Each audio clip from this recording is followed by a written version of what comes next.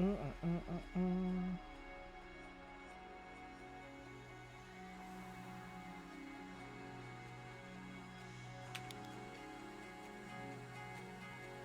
a professional amateur caster, guys. Please support me with dank memes.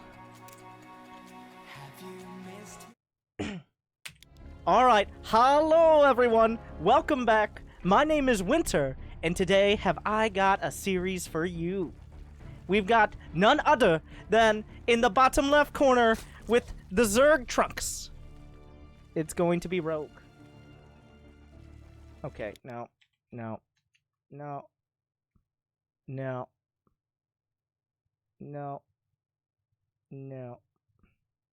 9. Alright, from the Basetrade TV Star League Korea Qualifier.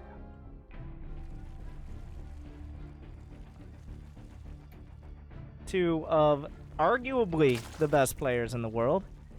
Of course, neither has had as much success as they would like to recently, but it is the BlizzCon champion, Rogue. And, of course, one of the most accomplished Protoss in all of Korea, and therefore the world, herO. It's a best of 3. Determine who moves on, and I'm not exactly sure how the brackets work. I think it's actually a group stage, but anyways, PvZ starting on Blackpink. Let's talk about Protoss versus Zerg a little bit. Especially now that that block didn't happen, which adds a whole nother dynamic. But PvZ right now about 80... Nope. I'm more comfortable saying 90 to 95% of the time. You're going to see a Stargate out of the Protoss. And why is that? Because Protoss players have pretty much decided, and Zerg players, I guess, have respected that if you go for a Stargate, you limit certain options. A Stargate gives you aggressive scouting. Having an Oracle in your opponent's base is the easiest way to tell if they're making a lot of drones or if they're making a lot of Zerglings. Of course, it gives you the ability to clear out Overlords. That's why you see so many Vikings in Zerg versus Terran, Terran versus Zerg. Because that Overlord vision and just the knowledge of everything you're going for can... If they can just see everything and you can't do the same, you're at a disadvantage, and that's kind of basic strategy right there. So the Stargate not only denies the Zerg player information that they could have gained early on, but it gives you information of your own. So on paper, that sounds like some good strategy game. Now, as we progress into the mid-game, assuming we get there, Rogue has a tendency... I mean, herO can do it too. Both of these players are willing to stop making workers and just go for it. herO's a player who will cut probes at like 32, 34, and just make a ton of charge lots behind one Phoenix and one War Prism. Rogue will just stop making drones entirely and make 50 Zerglings and hope for the best. And, of course, by hope, I mean a meticulously timed and almost impeccably executed attack. But hope is an easier word. So we're going to go with hope. But there is the Stargate. An Adept, or 2 Adepts being chrono boosted across the probe, gets a bead on the quick third base timing. That is by no means greedy, but it's also indicating that Rogue's not going to go for any sort of 2-base shenanigans.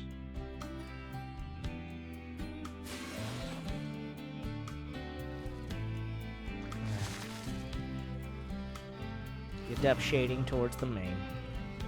Gonna see some Zerglings. We'll see if he commits it in to make sure his opponent isn't going for a huge Roach timing. You can get a third and still go for Roaches behind. That's not out of the question. Looks like he got the information he was coming for. The Adept's gonna shade in.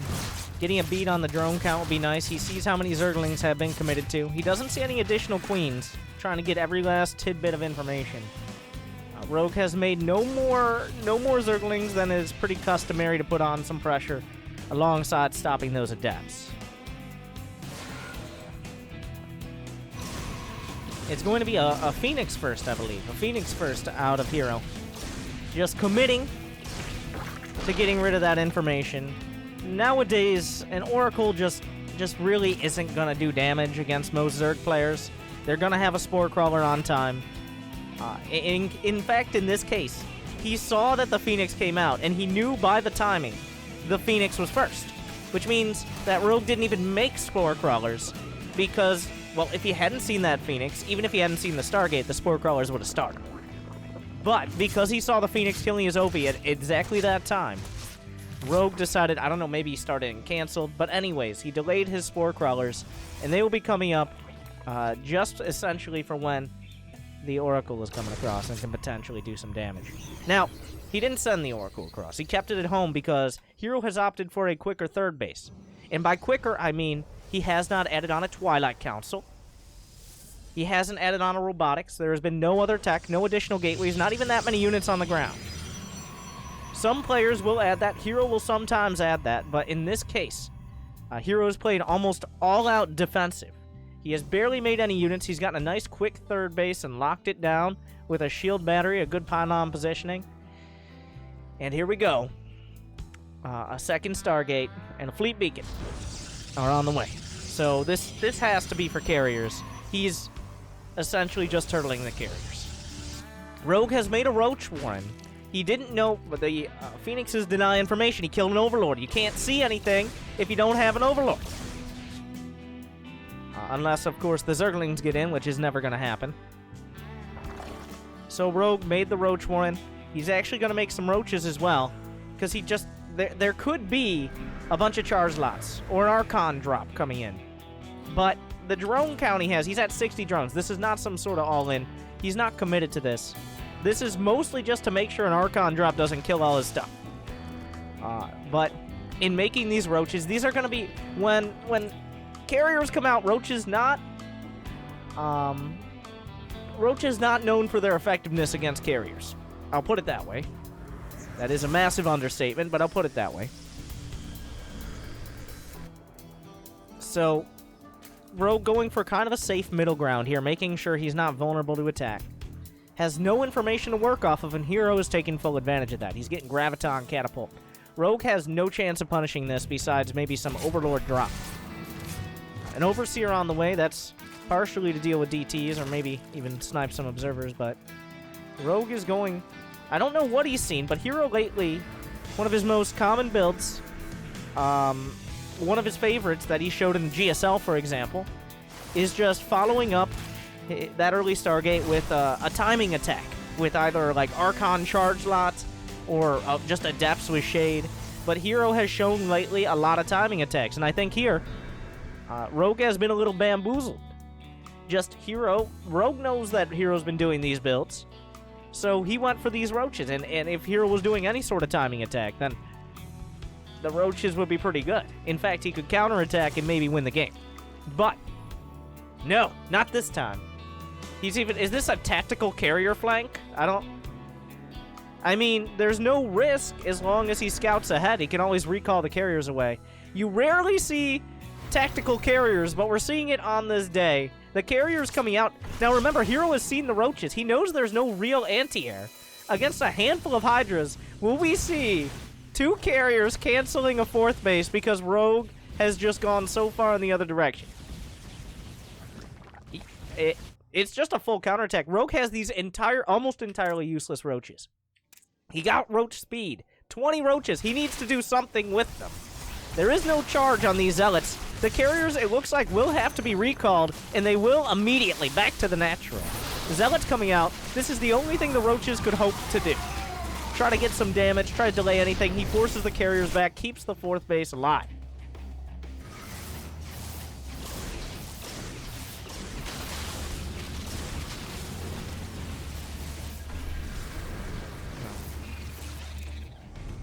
Of course, this doesn't really delay anything. He's killed one worker so far.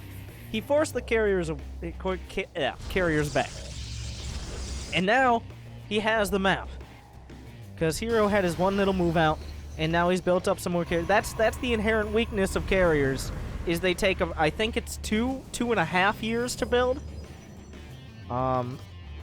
Unless you are a surprise attack across the ocean, in which case you really ramp up that production. But your century-old memes.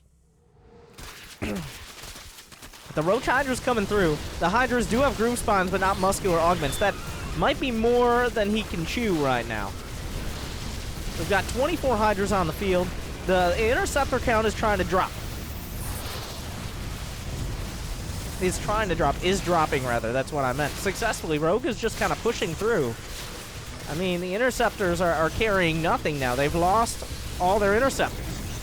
Is Rogue just kind of like... I was laughing at this attack, and then Rogue is just kind of killing him.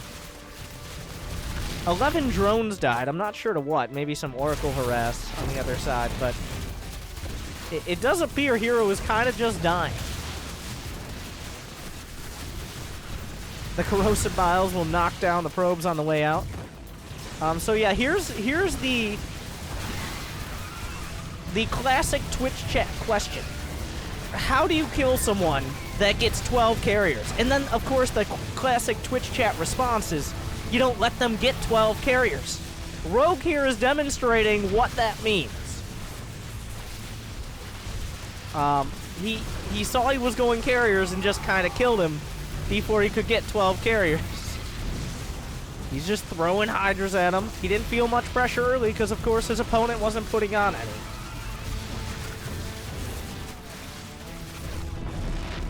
And Rogue will take game one pretty convincingly by just kind of killing him. There you go.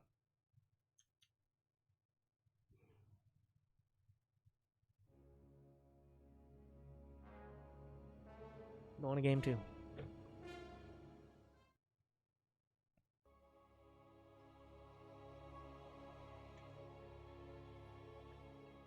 I don't have much more to say besides, like,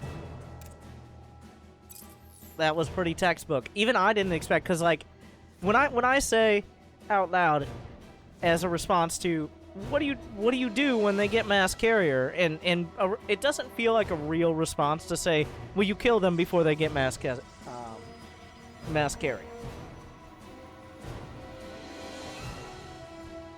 But Rogue showing that there's complete validity. herO didn't put on any pressure. Rogue, even though he went for roaches,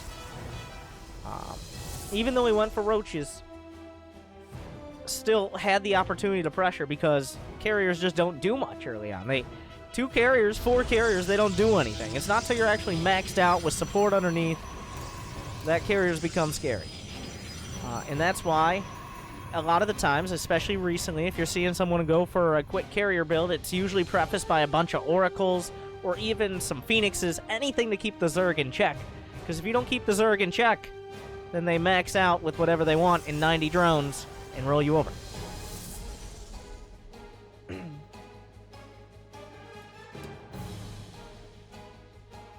But we'll see. We're going into game number 2 from the Basetrade Star League 4? Something like that. Or 5? I don't know. Whatever the number they're on. Korean Qualifier.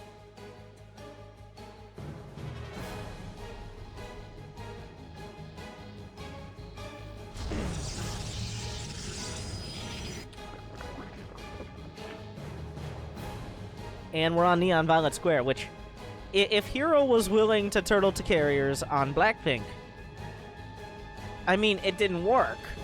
But Neon Violet Square is almost designed to turtle to carriers. In fact, the percentage of pro games, of top-level games, which of course these are, the percentage of top-level games that go to carriers, I think, are higher than the percentage of games that don't. Because the map, like, you can protect 3 bases, potentially, just with a single wall. The rush distance is the largest of, I think, any map in the pool. Maybe Acid Plant with its weird pathing. But it's very difficult to maneuver your army around to hit multiple locations. Overall, it's a pretty turtly map. But herO, we already see some sneaky intentions. He's hidden a robo. He's built his second pylon in an odd location. I mean, it seems pretty in your face, but everybody builds their second pylon in the main. And then everybody else, well, those same people all put a Stargate next to it. So the fact that robotics facility, believe it or not, is not a Stargate, that's already crazy. This is a small percentage of games we see like this. The Overlord is going into the main. There's a Stalker that's going to snipe it. Now, the lack of Stargate here will be a tell, but there still will be no information. Rogue is still going to have to try to figure out, because players aren't going for Overlord speed. He doesn't have Overlord speed on the way. When this Overlord dies, there's no way to get this information in the near future. Your dedication. So hero's banking a little bit on, it looks like, an Immortal Sentry time. Thank you, Bash1981. Thank you for that sub. And that can most definitely work if you don't have Roach, Ravager, Zergling. If you're preparing for Stargate, if you're getting things like, say, Spore Crawlers. There are some Zerglings counterattacking. There's a Sentry completed. The Sentry is a little bit of an information giveaway.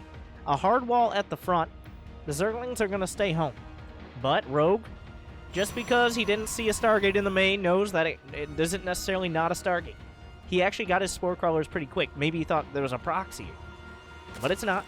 And now those Spore Crawlers are essentially useless against the ground-based push. He's invested in things that aren't going to do anything for him right now. There are gateways at the front. Information has been denied. Rogue once again. Repel. 2 Immortals, a Warp Prism on the way. That'll carry the Immortals across. And then the push will begin. How many gates? Just the 2 gates here. Is this just going to be an Immortal drop? It looks like he's adding on an expansion, a Forge.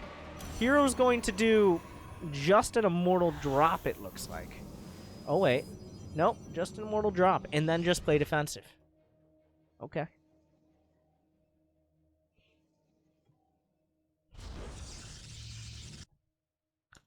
But the Prism is scouted. Rogue? Oh, he was on top of that. He's not missing that. Just because it was only on the screen for 1 second. That's 3/4 of a second too many for Rogue to miss it. And he knows the Prism is on the way. He's pulling back. Now, he doesn't know what's in the Prism. If he builds a bunch of Roaches right now, and his opponent is going Immortals, he's built some Zerglings. There you go. He sees the Immortals. So, I'm still wondering what herO expects to accomplish here. There's an Observer on the way across. He can control creep spread with this pretty well. But I'm wondering why this was an Immortal drop and not like an Archon drop or anything like that. That's kind of, I mean, he still can't attack. It's Neon Violet Square. You just can't attack on the ground unless you're going all sorts of in. And there's no reason to, really, at the moment. So, I have no, sure, okay. He's doing a Warp Prism Immortal drop. That's how he decided he wanted to open this up. On the off chance as well, like Rogue did some sort of quick Roach all-in, this would have shut it down to the point where he could probably counterattack and win. There's that as well. But these Immortals are not going to die. No puns intended. Well, I guess maybe some. And it will buy him space, control the creep, keep the units at home. It's aggressive scouting as well, which is an important part of playing Protoss against Zerg. Playing Protoss in general, but especially Protoss against Zerg. You really want to know, is it going to be a big attack coming out right now, or do I have time to get, say, 2 Stargates and a Templar Archives at the same time? And in this case, herO felt confident he was safe enough to get some of the most expensive buildings in tech, while not really worrying about having any units at home. And by not any, I mean essentially a few sentries, a couple zealots, an Immortal, like... It's just the layout of the map combined with the pressure this Prism puts on.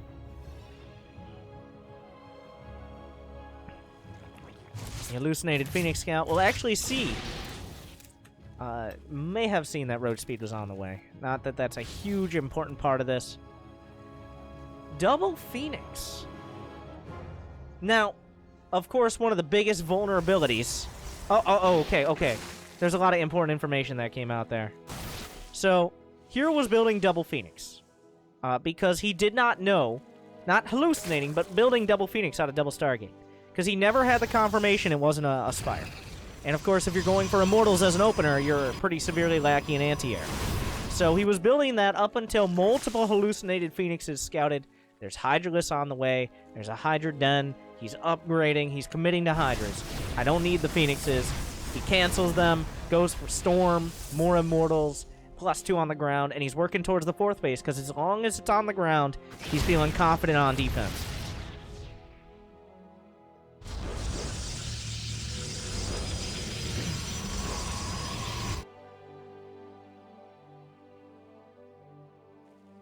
Yeah, the hallucinated. Now, this is once again, you see the hallucinated phoenixes coming in. They're kind of a poor stand-in for things like oracles and phoenixes. The real deal, that is. But he's just trying to keep a beat on the army composition, because a Muta-Switch is still dangerous. These are actually safety Stargates. By the fact he didn't get a fleet beacon, by the fact he's not adding on any units, these Stargates were almost entirely here because of the danger of Mutalisks. He may add a fleet beacon. He almost certainly will add a fleet beacon and go for carriers later. That's going to happen. I don't really see herO moving out. He has to defend for now, but as so many games on Neon Violet Square go, if you get any sort of space with 4 bases as a Protoss, carriers, alright, here we go again. But herO's moving out on the map. He still has all his tools available to him. And I take that back, he lost his War Prism. That's pretty sloppy. It looks like the War Prism was sniped on the right side, which means I'm very surprised that herO's out on the map right now. Without the War Prism to at least have the danger of this could be really... No, herO should not be here. I mean, he has a lot of Immortals, but a dangerous timing. Even with the Storm, if you get this army caught by a far superior army that has something like Lurkers or Banelings, of course he doesn't, but still, I'm surprised that herO just said, I don't care. I don't need a Prism. I don't need anything to keep him back. I'm gonna fight. And of course, Storm allows you to do that. It can allow you to do that, but that was still kind of dangerous.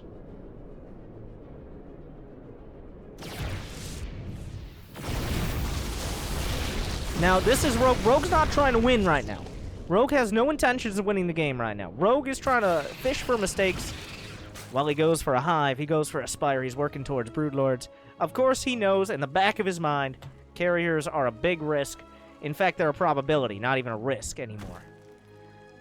But he has all these units he had to build.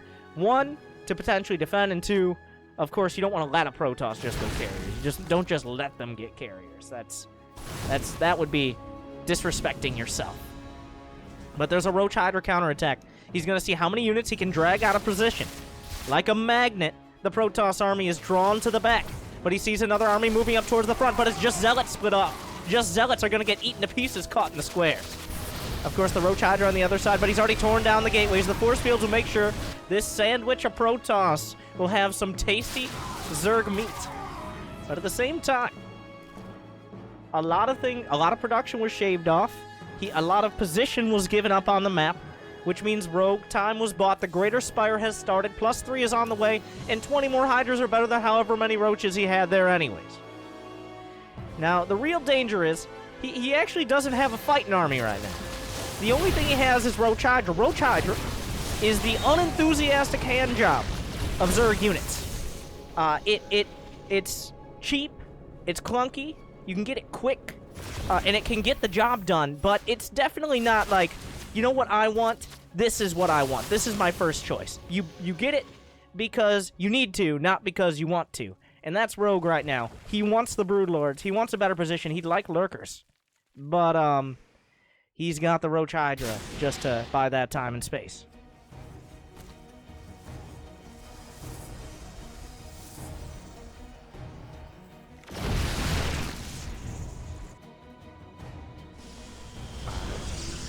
Now, there are Tempests on the way. This means he knows the danger of Broodlords. His army is so heavy on the ground, he can't afford the carriers in supply, is the dangerous part. Because if he tries to go carriers, the recall comes back. Oh, he was baited so far out of position! That wasn't that much Roach Hydra! Which means this base is exposed. A good move out of Rogue, who's now banking up a lot of money. The Hydra's at the front. Oh, Rogue didn't dive on the base. If he could have taken that base, he wanted more. He could have dove on this base. He'll still pressure it. The army at the back, he catches a Tempest. An expensive catch, and confirms. But that means herO's going to get this base. Oh, the Storm's rained down. He has money in the bank, but you don't want to just throw away your armies for free. Some more Immortals are going down. Rogue targets them down. He'll pull a few units back. But this base will get up more access to gas. 3 Broodlords on the way, but you got to toe the line. He knows there's a fleet beacon done. He's seen the Tempests. So you can't make too many Broodlords because then suddenly you get run over by a Sky Toss army. But If you don't make any Broodlords, then you get run over by any Protoss army. Just the Immortals themselves could possibly win the game. 9 Immortals, 7 Templar, 1 Mothership, and carriers in production. herO has held on. Rogue has minerals, but no gas in the bank. So this is still very dangerous. He can't just be giving away units for free. He needs to try to drag this army back. He wants to build up a little bit more in the way of gas. He wants to get this base mining to the top. And he needs to get rid of these roaches as well. The roaches are almost dead weight in this army now. Just having roaches in your army means your army is more liable to die to everything. They're not great against carriers. They're not great against Immortals. They're not great against Storm. What they are pretty great against are charge lots. So as long as charge lots are going to still be on the map. How many zealots does he? He has 10 zealots. Does herO? Are any of them with the army? No. He has no zealots in that army. There's no point, is pretty much what he's saying. Rogue is able to confirm carriers are out. This army should be caught and killed. That means he's out of position. Oh, here we go. Okay. Well, this is when the aggression ends. The Spore Crawlers. How many workers? He's going down under 70 workers. The Spore Crawlers. He's pulling some of these units back. He still wants to threaten, but he's given up on actually trying to win on the ground. That's no longer going to happen. He has to win the fight. And that could be, like, the fight might not happen for a while yet. But we do see the Roach Hydra trying to defend the Sky Toss army. Well, it's not really a Sky Toss army. There's 3 carriers and a mothership. They're dominating the visuals here, but really the danger is underneath. There are 8 or 9 Immortals. I saw a couple. Okay, 6 Immortals in this army. Several Archons, Templar. That's the real power. The carriers and Tempests are just what get you there. But they're like wheels on the car. They're not the engine. Not yet. A Warp Prism in the back also poses a threat. Neither player with really many minerals in the bank. Still threatening on either side of the map.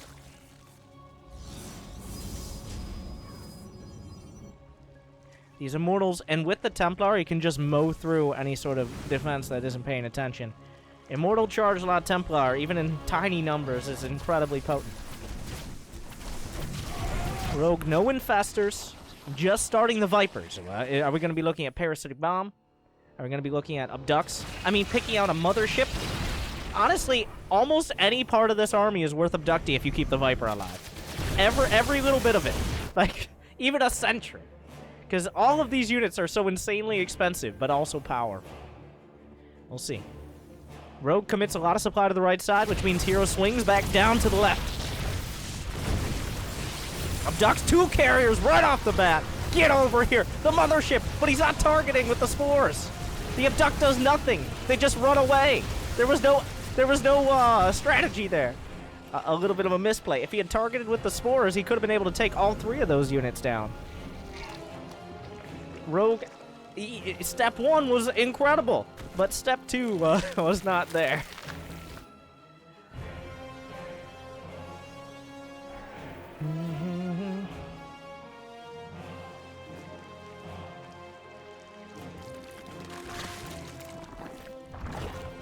Rogue's gonna need to, no puns intended, step up his game if he's gonna actually beat this Sky Toss army. It takes a lot of finesse out of a Zerg player.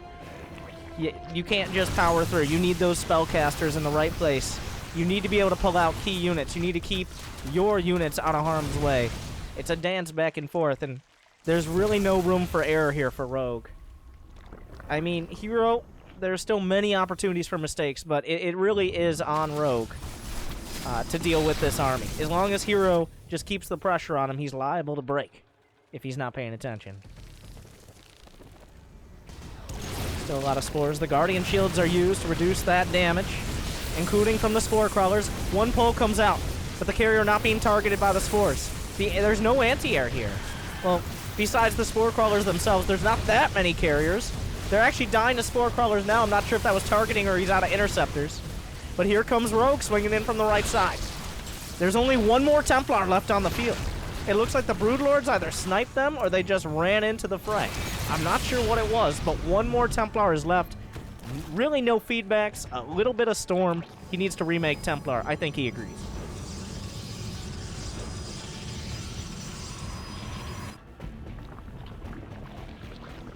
So, neither player banking up that much money. They can't afford to just lose those armies. It can't happen. herO, I would say, is in a little bit of a better position. He has almost the army he wants. His upgrades are coming together. And Rogue doesn't really seem to have an answer. He's starting to mine out of his gold. Most of the rest of the bases are gone. This top base has been denied. So, 71 workers to 68, but herO's the one banking minerals now. Rogue's army is... Are we going into a base trade? No. But there's no anti-air without the Hydras. Rogue! You need anti-air! A few Spore Crawlers aren't going to cut it. He's targeting down the Broods, and without the Broods, there's nothing to counter the ground. But he pulls the carriers in! The Hydras are right underneath. herO gets a little bit too far forward. Several of the carriers were recalled out. I wasn't sure what I saw there for a second. I was freaking out. So overall, still a good trade for herO. If he had lost those carriers, it would have been dicier, but still.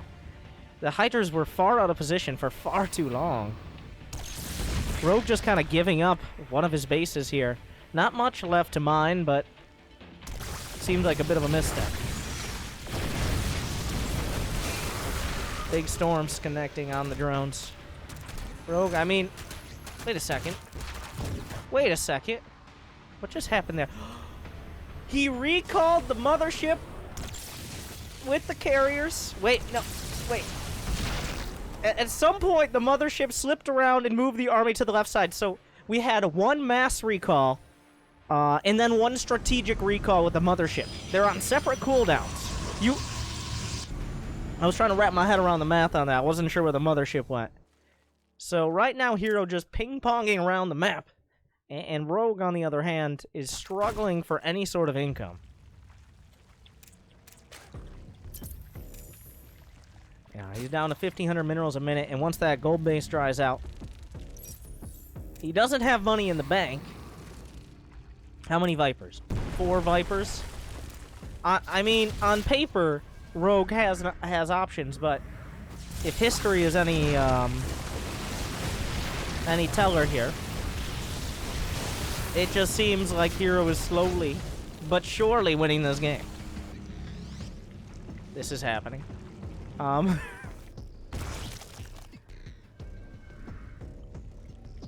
There's money in the bank for herO now. He's working on 3-2 in the air. Spore Crawlers are moving up, but Spore Crawlers have shown not to be much of an issue here for herO. Big storms connect onto the Broods. And the Hydras underneath that you can barely even tell are there. It feels like Rogue's just done with this. He sees the Zealots on the right side. The storms continue to connect. Feedbacks as well. Looks like 3 Vipers went down.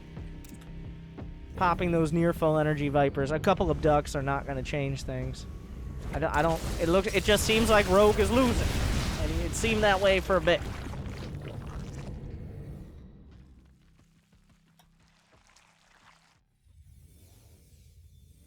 I wanna be like, but there's still hope.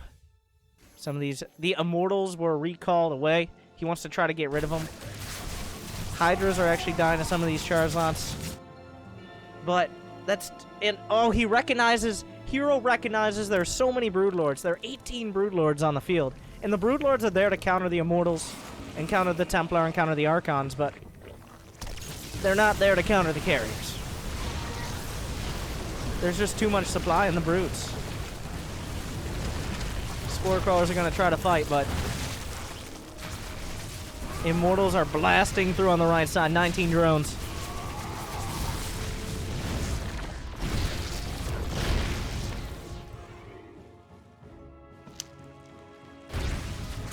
There's actually no answer without... Some of the Broods are coming back to defend, but where's the anti-air? herO almost being overly cautious now.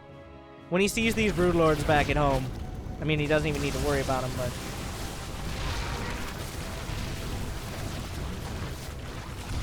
I honestly think one of the only and I don't even know if the word reliable counts, but one of the best and most effective ways to actually deal with this army is infestors. With infested Terrans, with neuroparasite, even with some fungals.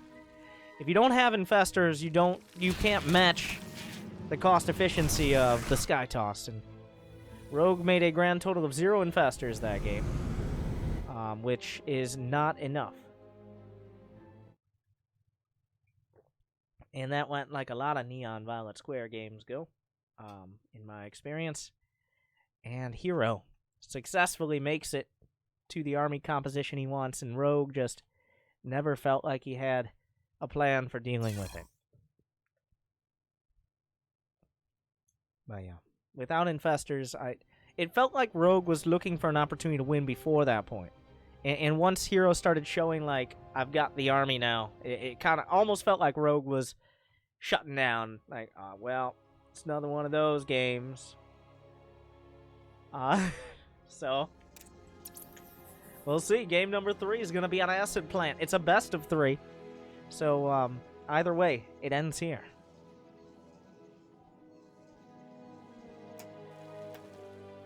Now, Acid Plant is a larger map. It does have plenty of bases and a pretty long rush distance, but many of those bases are exposed. It is much unlike Neon Violet Square. Getting a 3rd base can be a difficult endeavor. A 4th base as well. While the pathing is kind of annoying on occasion to go through, especially that middle of the map, the little S pathing here. I'll let the probe show you. Overall, I don't think Rogue will have nearly as much trouble putting pressure if herO tries to do any more turtley plays. Of course, remember, herO didn't open up. He didn't go straight to carriers like he did in game number 1. herO went straight to carriers in game 1, and Rogue just kind of killed him because he got 90 drones, 4 bases, and killed him. So that was very kind of uneventful.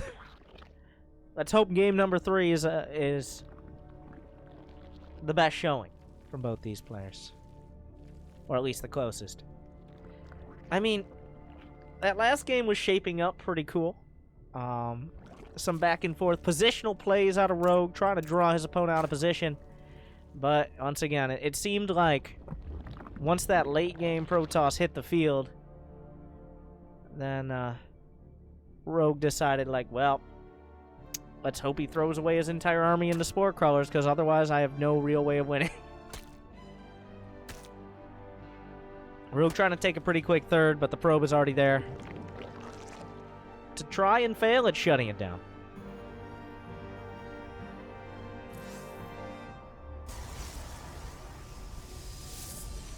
Now, are we going back to Stargate for herO? We had the little cheeky robo play last game. I don't think he'll repeat that. He's mining the gas here. Ooh, a Stalker first. Interesting this is. Especially on a map where the Overlords are immediately protected. A Twilight Council. I mean, that can deny Overlord scouting into the main. So herO mixing it up once again. Of all the Protosses in the last month or so, and since almost all Protosses have been going Stargate, herO is definitely the Protoss who's deviated from that. He's always looking for a different build, something to catch people off guard, partially because all the other Protosses are going Stargate, is why you'll see him do it. He's hunting for Overlords here. Trying to see if any are coming in that left side. Rogue was a little bit more conservative with his Ovies, so that Stalker going to find nothing. It can't stay out too long, because by that point Zerglings might be able to pick it off, but will he see this one? Can he see it? Yes, he can. He'll actually shoot at it. Does he actually expect to kill this, is the question. I don't think so. Yeah, he's got to go back home. He doesn't want to get caught by Zerglings.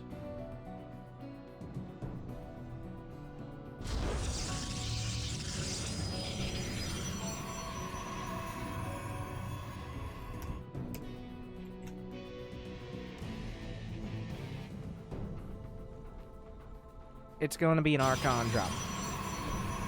A 4DT into more than likely straight into Archon opener. herO's denied a bit of scouting, but It looks like Rogue is responding almost perfectly with a quick lair.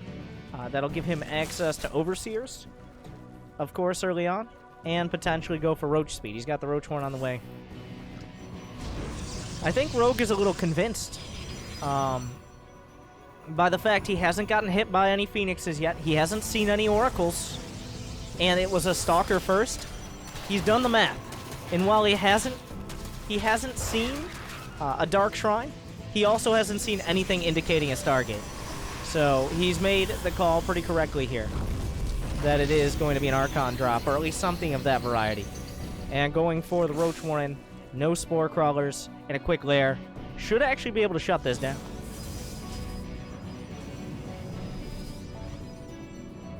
It looks like the DTs will come in. Rogue 100% knows. At this point, I wouldn't be surprised if herO just morphed the Archon right now. He's going to go in for it. He's going to see what he can get. Of course, you can still slice Zerglings. He's going to get a little bit of micro off. And the Hydralisk done is kind of vulnerable, but I don't see him sacrificing any DTs. Getting a Queen as well. I take it back. That pickup range.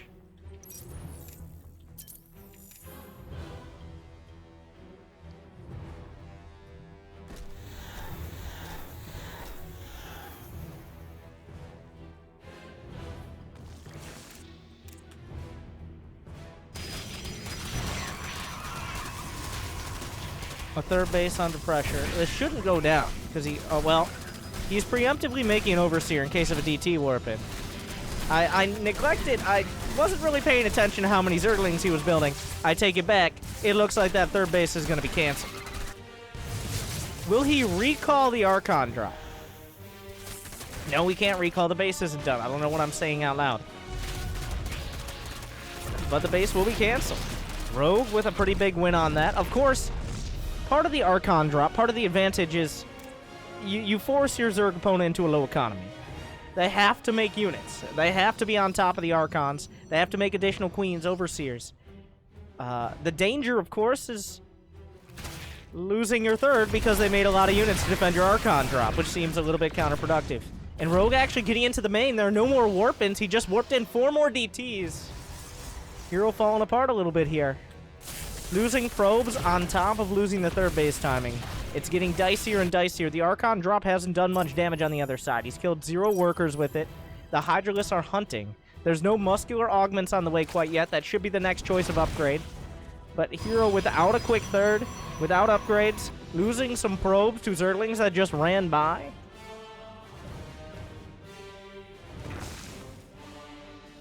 Oh no, you can't lose the Archon drop. That's a simple yes or no. Like, if you lose the Archon drop, he's just going to be incredibly far behind. This base can't go down either. But everything's shaping up pretty nicely here for Rogue to start. There's no real splash damage. Storm is on the way, but only a handful of Templar. If he wants to put together units and... well, looks like the Archon drop got taken down as well. He does have Storm finishing up, so there are options. He no longer needed that as much as he once did. But now Rogue with 66 drones, going on 4 bases, getting all his upgrades together, a Lurker Den, additional links. herO doesn't have a third. He must defend this. There's just simply no question about it.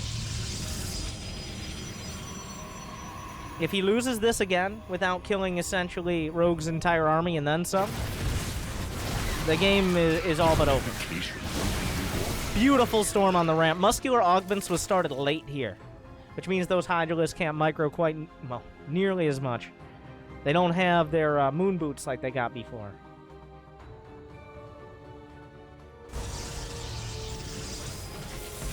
The feedback pops an Overseer. The Lurker Den's not quite done yet. Muscular Augments is in just a few seconds. Will he try to pressure again? I don't know. With a few shield batteries finished up, with that much Storm, I think the time for any Hydralisk pressure has passed. I think the time for Lurkers is quickly approaching. And I think Rogue agrees. He's making 11 more drones right now. He's pretty confident this is not going to be a game-ending attack. A Hydros immediately backing off at the risk of storm. There's a storm warning.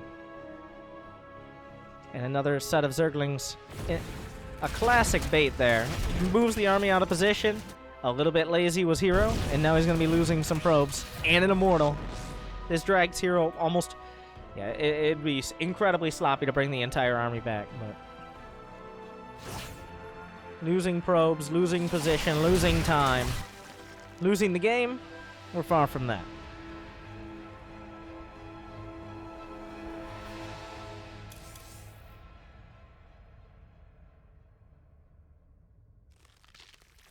$16 lurkers on the way.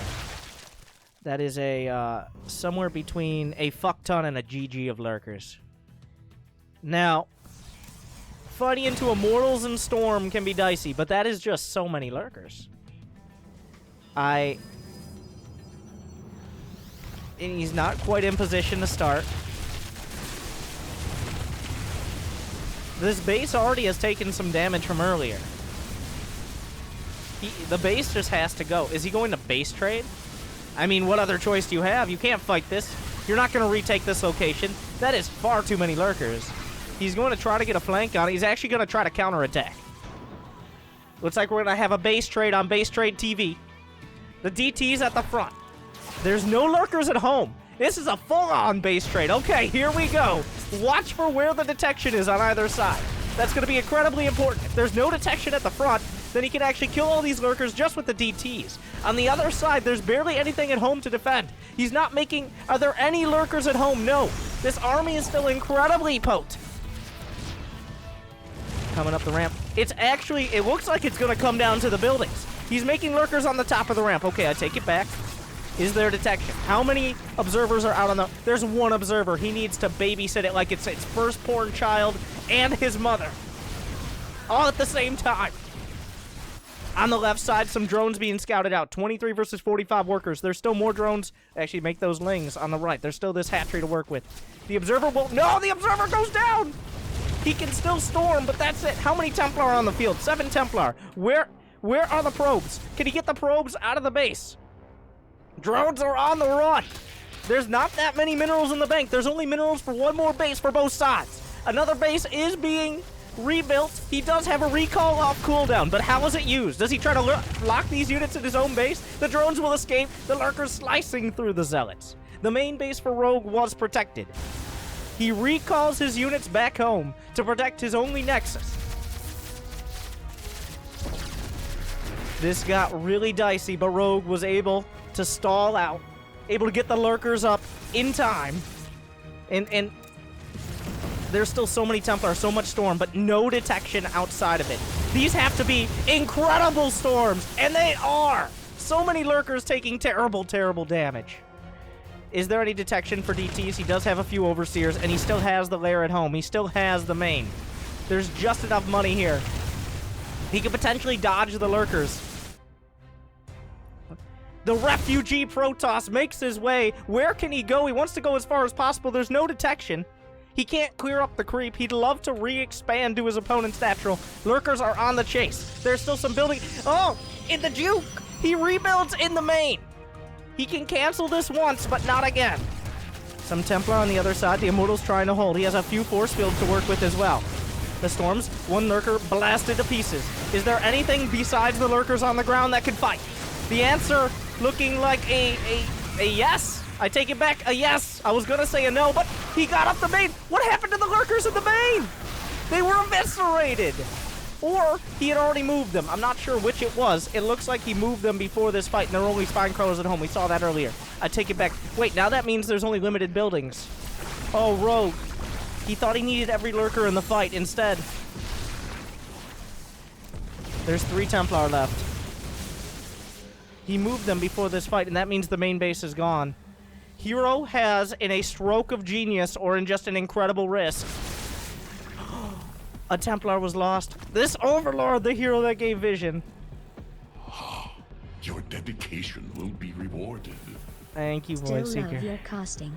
Always makes me learn. More storms. He's only got 2 Templar. The Templar are the only thing that can hit the lurkers. But while it may seem like he's trapped in the main, how long on recall? Recall is up. When does he use it? I mean, he's got nothing else going for him. 95 versus 57 supply. There's still a bunch of lurkers at this base. He recalls out, but there's just hatcheries.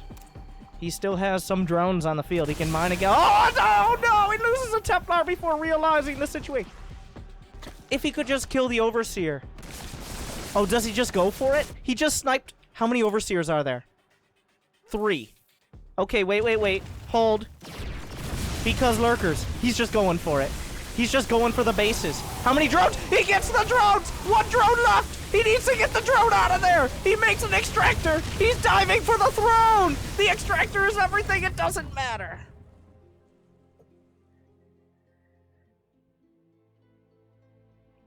Yes, it's not enough to break through. If there was a drone on the map, it wouldn't have mattered anyways, but that was the last drone. If he was able to get the hatch, the game ends. It wasn't enough. And Rogue will go through 2-1 in what became a much closer game than it looked like it was going to be.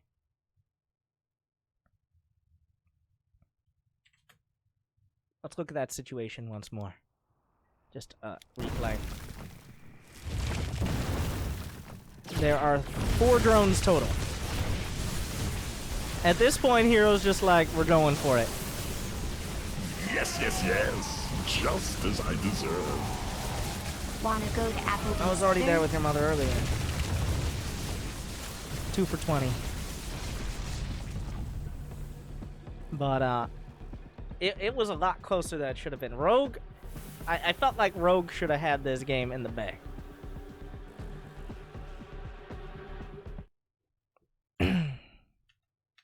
But, herO just pulled up stakes and decided to raise the stakes. Which is a pretty rare sight.